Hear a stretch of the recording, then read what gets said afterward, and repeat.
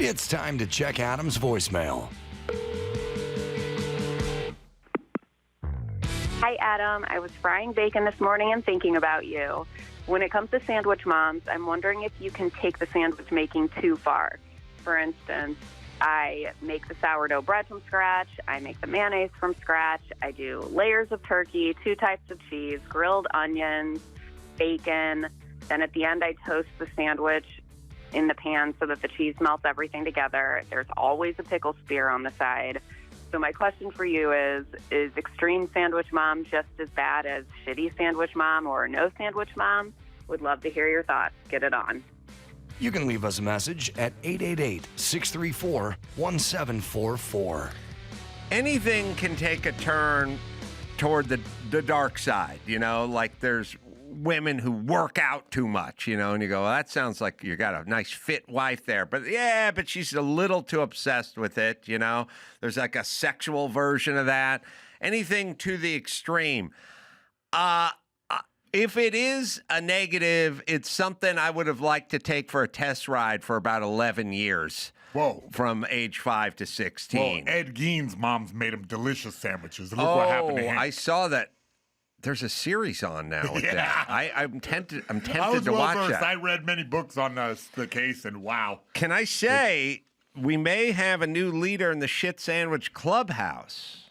I'm looking at you, Dawson, for a reason. I like to know where everyone's mom is in the sandwich department. Andrew's mom's a toasted bread mom. I'm going to see her in Philly coming up this weekend. But I got to chatting with our friend Izzy backstage at Kimmel's Club, Dawson's buddy, my buddy, come out, helps with the merch, so on and so forth. And he brought up the sandwich, and I know he's pretty, you know, whitish trash, you know. And he described the sandwich his mom made, which, now, remember, Dr. Drew, hold on.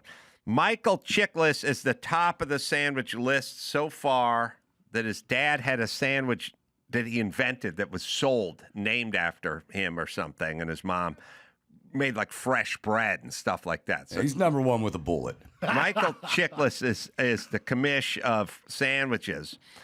And then Dr. Drew's at the bottom with the shit sandwich. I'm lower than him with no sandwich, but Izzy may have bumped Dr. Drew off in the shit sandwich department. What's the sandwich?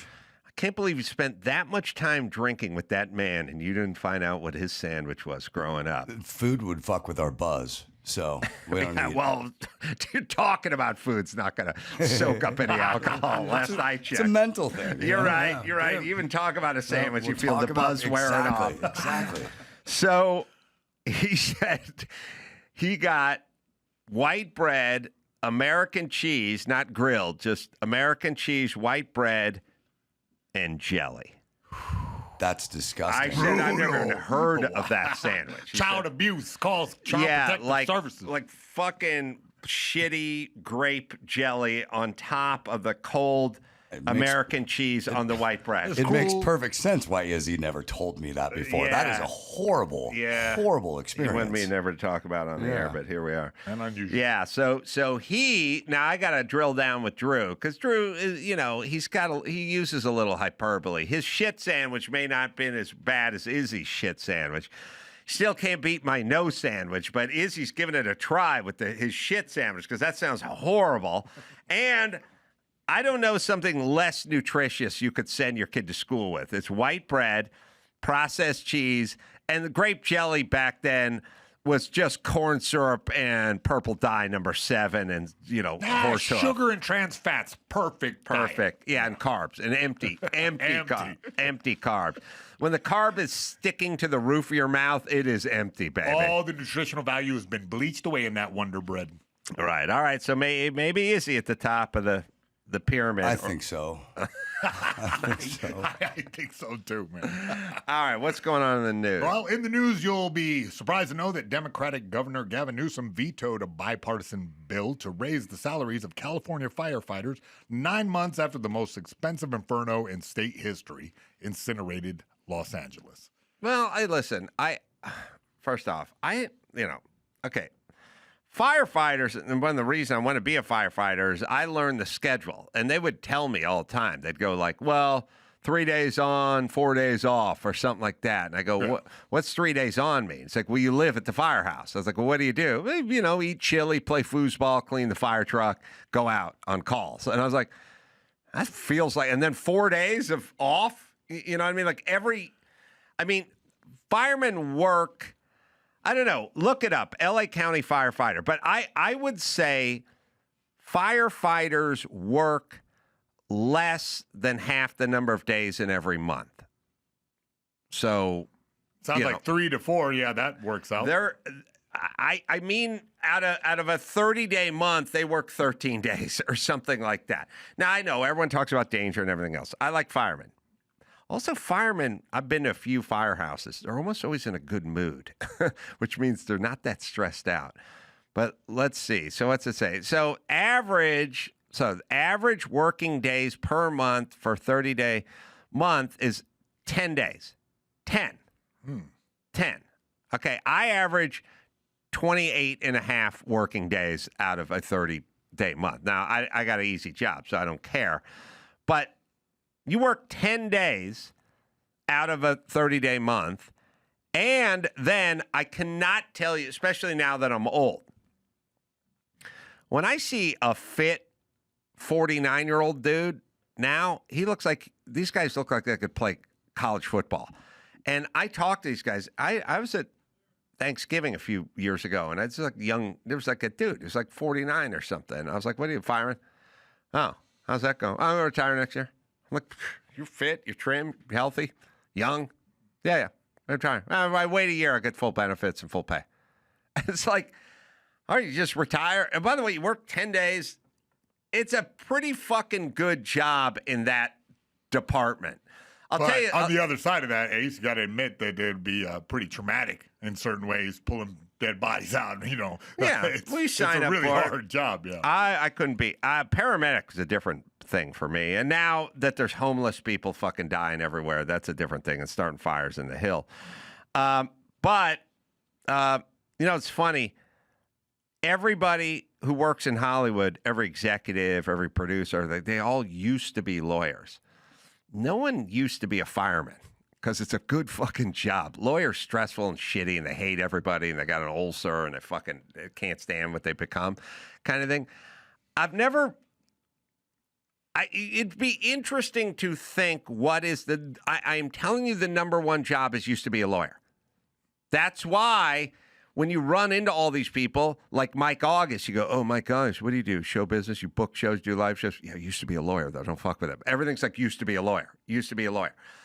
Lawyers, the number one, I've spent a ton of money, trained my ass off, went to a ton of school, passed the bar, and I'm not doing it anymore. So that's like the number one job. Doctor, there's a fair bit of doctor.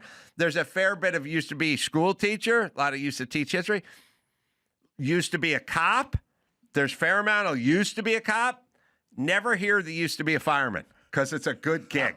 You just settle in and get that pension. 10 days you average. Chilean Dalmatians? Are you kidding me? Yeah. So my whole thing is, I don't know, and they get paid okay, and I don't need them to have a raise. But what I would say is, look, for the price of the bullet train that'll never be completed, we could have had aqueducts and a system and fire hydrants that worked and alert systems. Could have paved over Merced. We could have had planes that dropped the chemical retardant and everything. Like, why don't we just take money from somewhere and put it into the system? That's fine. Okay. Next up, Trump says Diddy asked for a presidential pardon after receiving a 50-month sentence, and he calls him Puff Daddy. Do we even know why Diddy, other than kind of being an asshole or being a douche or whatever, like this Mann Act thing, like somebody from Nevada, he brought a prostitute in from Vegas to Henderson to fuck his girlfriend. Like, that's a thing. Yeah. That's really, there's a Mann Act. I mean, shouldn't the Mann Act, which was originally, I don't know, look at the Mann Act, but basically, I think You know the dominant black heavyweight Johnson, or was it Jim? Jack Johnson? Jack Johnson. Yeah. Yeah, Jack Johnson. I think the Mann Act was like partially because of him. Yeah, he was like bringing prostitutes all over the country with them. Right. Okay. I love that brothers haven't really slowed their roll in all these years. You know what I mean? But as soon as Southwest Airlines came into our nation's conscience, Yeah. we should have got rid of the Mann Act. If you, for $89, if you can fly the bitch in from Henderson, he used to drive these people. You know, he'd throw them in the rumble seat of the Duesenberg or the Stutz Bearcat and drag people around from state to state. But if I'm on the fucking phone with my lady friend who lives in Henderson for tax purposes, and I just go, hey, Melinda, you think you can fly out and fuck my girlfriend and I'll watch or whatever it is, that's a Mann Act thing there? That's not Jack Johnson. Yeah. The Mann Act, federal law criminalizing interstate, foreign, blah, blah, blah. Passed in 1910, the law was a response to early 19th century fears of industrialization, urbanization, immigration. Where's the Jack Johnson part of the Mann Act? The act is a response. Let's see if you can figure out Jack. Anyway, it was like put in place to bust successful black men. Yeah, and so maybe it was used as intended. There's precedent for this, but it's also okay. You know, his team is arguing later on here we go. Jack Johnson was convicted in 1913 for violating the Mann Act, also known as the White Slave Traffic Act, a federal law prohibiting the transport of women across state lines for immoral purposes. Despite the law's stated goal combating prostitution and trafficking, the prosecution of the first black heavyweight champion was widely seen as racially motivated due to public outrage over his relationships with white women. Yeah, Johnson fled the country before his sentence, living in exile for several years before returning to the U.S. and serving his prison term. 2018, Donald Trump issued a posthumous pardon for Johnson, acknowledging the racially motivated injustice. Right. So P. Diddy was like, hey, remember he did for Jack Johnson? How about this brother right over here? So P. Diddy's a bad dude, but I don't think you should go to prison for just being a horrible person. If we're going to bring up breaking some laws, if we're going to bring up some charges, then bring up some charges. And this just didn't. That's what his team plans on arguing at the appeal. I read that the whole point of the sentence was they were trying to prosecute it or charge him with other crimes that didn't get found guilty on. So the judge is using his discretion. On the other hand, 4 years, while it may suck, it's big picture. Diddy did okay. Yeah. And also, he's got time served, right? I mean, he's got a year worth of time served. Oh, Diddy saying white men like Trump need to be. Oh, we got Diddy. Uh-oh. Yeah, Diddy's not going to help his case here. If this man is elected, we're not standing by no more getting killed. We're not scared of anybody standing up and standing by. We're on the verge of a race war. It's not going to stand by. All right, well, Trump should let him rot in fucking prison in that case. All right. By the way, so Jack Johnson got in trouble because he brought his own prostitute, one that he already had a relationship with across state lines, to his fight.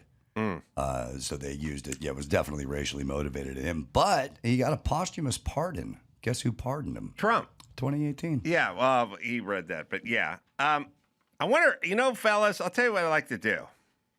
Dawson, you go back and forth. You go to Vegas every once in a while. Sometimes you get a lady friend.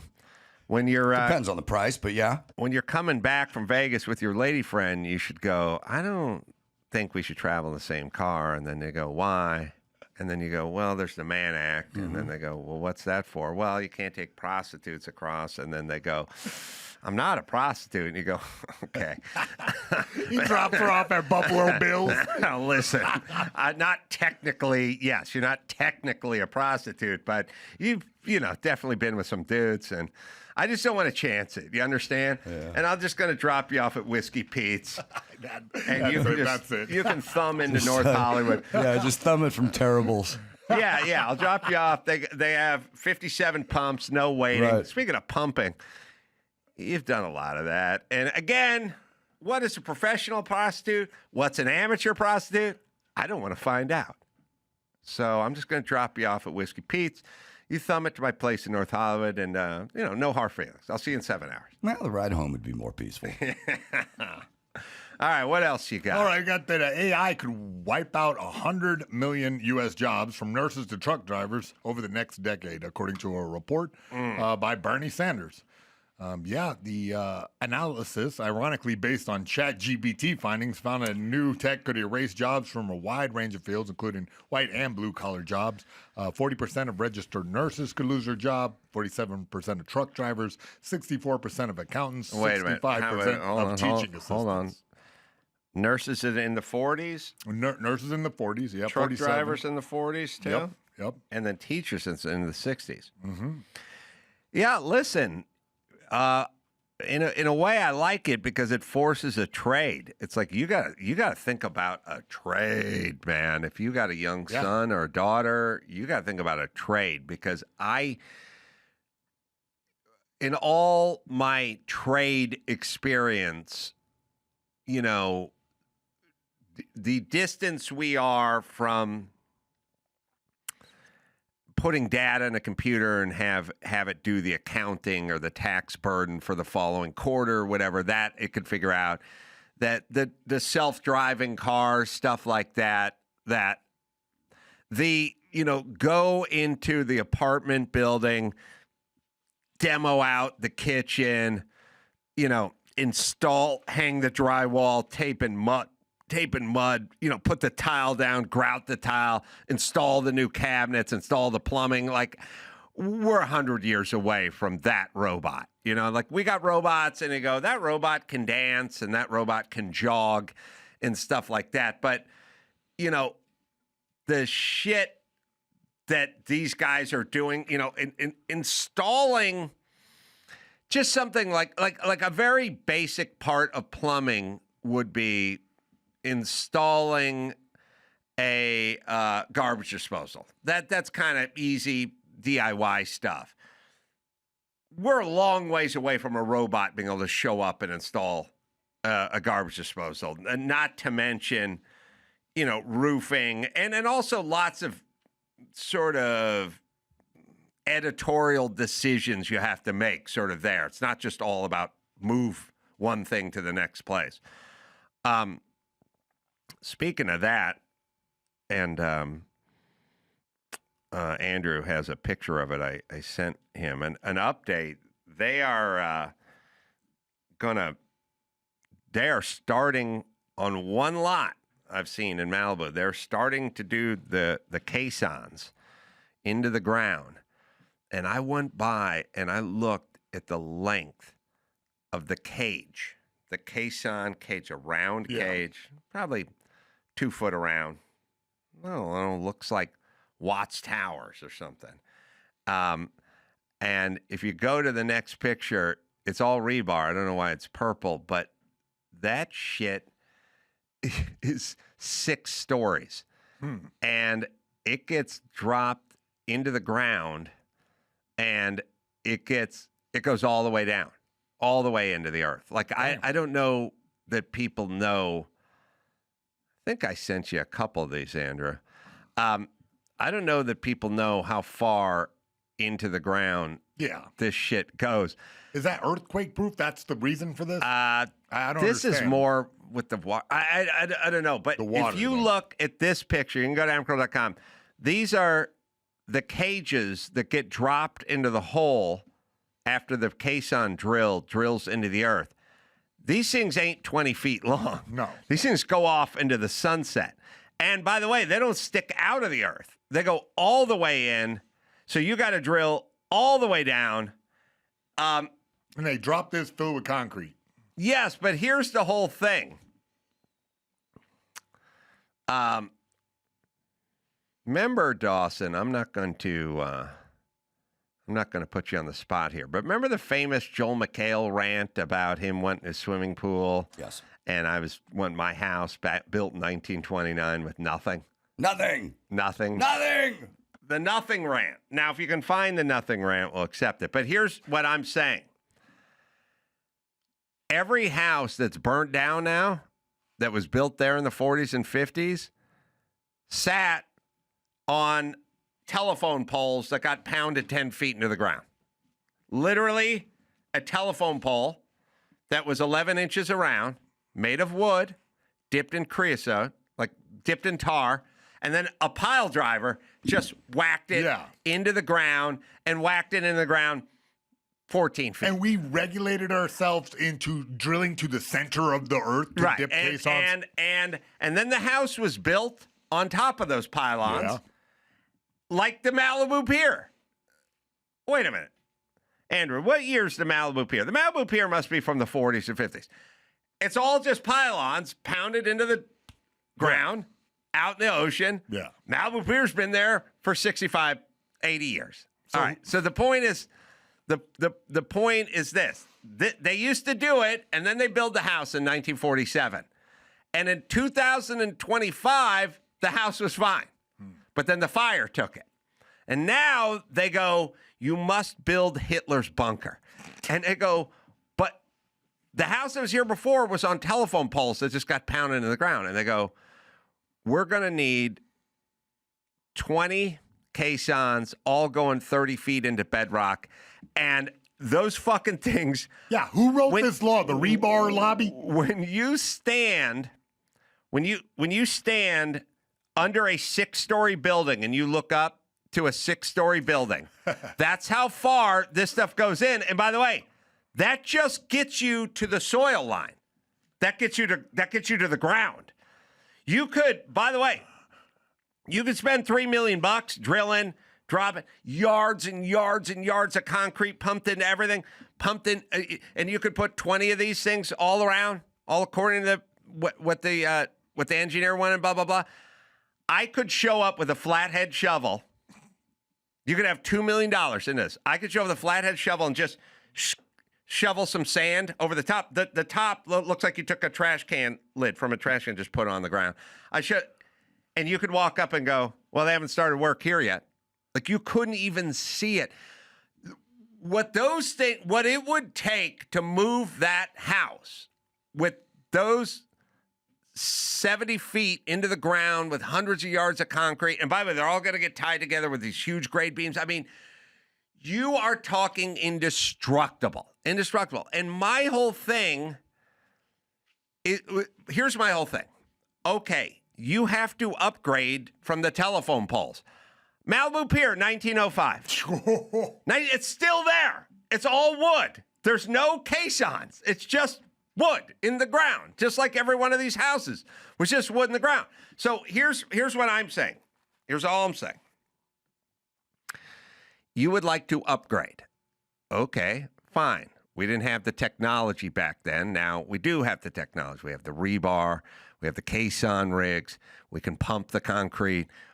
What you're saying is reasonable.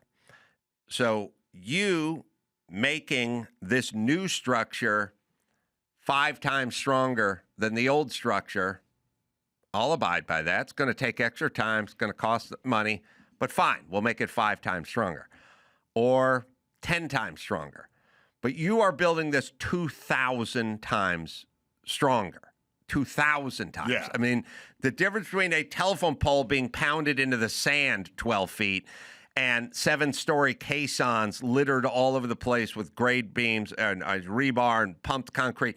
It's insane. It is so overkill that you don't. And so what happens is people go, it's a safety first kind of. Yeah, it's a safety first, but someone has to pay for that. Yeah. Like, I mean, meaning you could go, I want to build a house. And then someone could go, I want 4-foot thick concrete walls in my house. And you'd go, yeah, I don't want to pay for that. That's going to cost too much. It's not worth it. You understand? You're making a house that could defeat an atom bomb. Somebody is paying, and the city doesn't pay for it. So the city engineer just goes, yeah, go ahead. Yeah, go. How far do you want to go into bedrock? 5 feet. Make it 25 feet. Because they're not the one who's there drilling it and doing it. It is, if this is what it, if this, by the way, this is just on a lot in Malibu. This is next to Grant Cardone's house. I was just walking last night and I saw it. And then I got up this morning and I went there to take a picture like an insane man. And I talked to the guys working the Caisson rig. And by the way, it's not a fast process. You got to go down all the way down. Anyway, I talked to the guys and they were like, yeah, we're going about 70 feet, each one of these. I'm like, okay, you're going to have $3 million tied in to shit we can't see. I mean, they'll get the grade beams poured and stuff, but before the first 2x4 piece of plywood, the first building piece of material, just what's in the ground, you have millions of dollars into the ground. I don't understand the benefit. Like, if you're gonna, here's the protect benefit against earthquakes. I don't get it. Bureaucrats. Yeah, no, I know. Everybody needs a job. Well, the benefit is this. I will never, if I'm the engineer, right, and you go, I want to engineer this thing. Could be a tool shed, and I go, you go, it's just a 8x8 tool shed. We don't need more than a 2x4 roof rafter or ceiling joist. It's nothing, and I go, yeah, okay, make it a 2x10. And you go, oh, that's way over for what I need. It doesn't have a second story. And I go, yeah, let's make it a 2x10. And you go, but that's going to cost a lot of money. It's going to take more time. Whatever. In my world, if it's 2x4s and somebody falls through the roof, I'm getting sued. Yeah. I'll just go 2x10 and then I'm covered. Yeah. So I'll go maximum and then I'll be covered. So that's what they do. They just go, you want to do caissons 20 feet into the ground? You go, yeah. They go, make it 80 feet. And there were... And they just walk away. They don't. Yeah. If they had to cut a check, they wouldn't do it. I believe in La Jolla, there were some examples where they didn't get down into the bedrock and they didn't really secure the foundation to the cliffs. And I think some of those resulted in some major lawsuits a long time ago. It can happen, but let's not forget every other house that burnt down was on telephone poles across from the 1905 telephone pole pier called the Malibu Pier. And now you got these cages, and it's going to be $200,000 a cage to drill it, drop it, form it, fill it with concrete, and that just gets you to the dirt. It literally just gets you to the dirt. And then conversely, you have like no new regulations on fire retardant and new, you know what I mean? You can frame it out of wood after that. Yeah, exactly. Yeah. So 0 cents. I don't know, but if somebody said, look, if you were in Nevada and you're on a flat lot and somebody said, I want to build a 2,000 square foot home here, because these houses are only going to be 1,800 feet, 2,000 square feet. They're not going to be that big. And he said, all right. And you go, how much? And you go, well, let's say the foundation, slab, footing, whatever, you're in for $75,000 or $100,000 or whatever, then you can build the house for, $400 a square foot. But what if I said it's going to be $3 million before you start building anything? There's going to be it's going to be $3 million buried in the ground before you start anything. That's the crazy part. So I didn't. So it's like a nightclub. They're like charging $70 for a drink. That way they keep the pours out. I just know it's city, it's bureaucracy. It only goes one way, and it gets crazier, and the engineering gets crazier, and it just goes deeper and bigger and stronger and more unnecessary. And I did it. I did it when I pulled a permit to build my super garage. I had to put, I don't know if you have that, but I had to do the caissons there. I got the famous nothing. Nothing! Oh, okay. Yes, if you want to do any building in this goddamn city, especially if it's up in the hills, you must either build the Hoover Dam Hold or on. Hitler's. This is like 18 years ago, by the way. This is me 18 years ago ringing the bell. Go ahead, sir. Hide behind the veil of safety. Hey, just playing it safe. Hey, better safe than sorry. Hey, we're an earthquake country. My house was built in 1929. It has no reinforced concrete, no plywood, because plywood wasn't invented, no Simpson straps, no HDs, no hold downs, no all thread, no J bolts, no nothing. Nothing. Nothing. They had some poor Irish guy, poor foundation, and they set a house on it. He's sweating That blood. was it. There was no straps and no Tico clips and no 835s and no continuous shear wall and no moments and no nothing. No nailing schedule, no inspector, no nothing. Now, Nothing! Nothing. Now, that house was built in 29, and you know where it is today? Right the F where it was put. By all the dead people with no hold downs and no rebar and no bunkers and no straps and no nothing. Why? It's an earthquake country! It's an earthquake country! Now, what do you think the house did, you retards? Did it sprout legs and run to Montana every time there was an earthquake and then hustle back and land on its foundation? By the way, this is It's set. at about 8:20 on a nice August morning in 2006. Years, no pylons, no grade beams, no Joe retaining McHale. walls, nothing! I don't know what we're yelling about! 80 goddamn years through every goddamn earthquake this city could put up, and it has moved not an inch. But yet, when I add a garage onto the back of the house, it has to withstand an oil tanker running aground and plowing into the side of it. Why?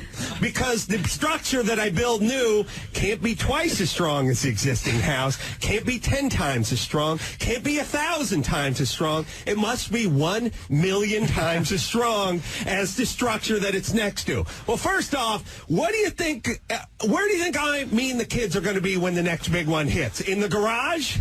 Hey, kids, we moved your cribs out to the garage so we can withstand a nuclear attack. Listen, you idiots, make the goddamn thing stronger than the existing structure, not 1 million times stronger. All right, that went on for another 10 minutes. of me screaming nothing. I But recall.